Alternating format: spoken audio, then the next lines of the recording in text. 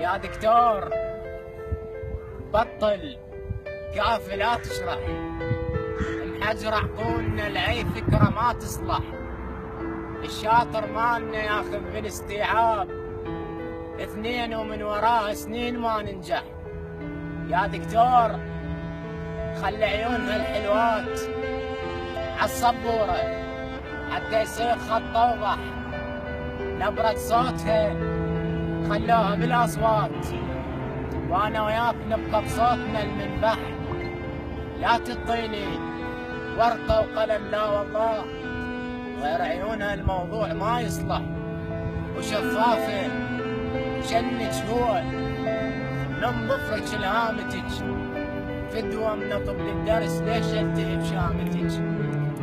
وداني فاهم اطلب واتناقش هواية، دكتور اقول له العفو اعذرني ما حضرت شي ملتهب هايه. هذا الوصف بس لك تتنفسين البرد مثل البخار بشتا من ينزل بجامه، وانا اعرف اللي ينكتل لو طلقه لو ينذبح، وانا عرفت موتتك لها بسبب شامه.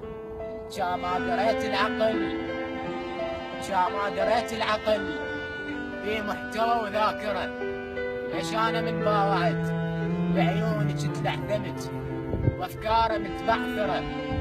لما نوينا نخط بالدفتر باصبعك شو نسوي بالمسطره، جا من حكيت بلحن من غارب الفونتكس، قال لي شنو العزف معقوله بلبل ورا، بس قلت له لا هي جت لا تبيع غني علي دكتور يعني ولا طلاب نزلت سرد، يستولك انت بحرز محسوده جنك لهم كلها جمالك بعد وش تنفع المبخره.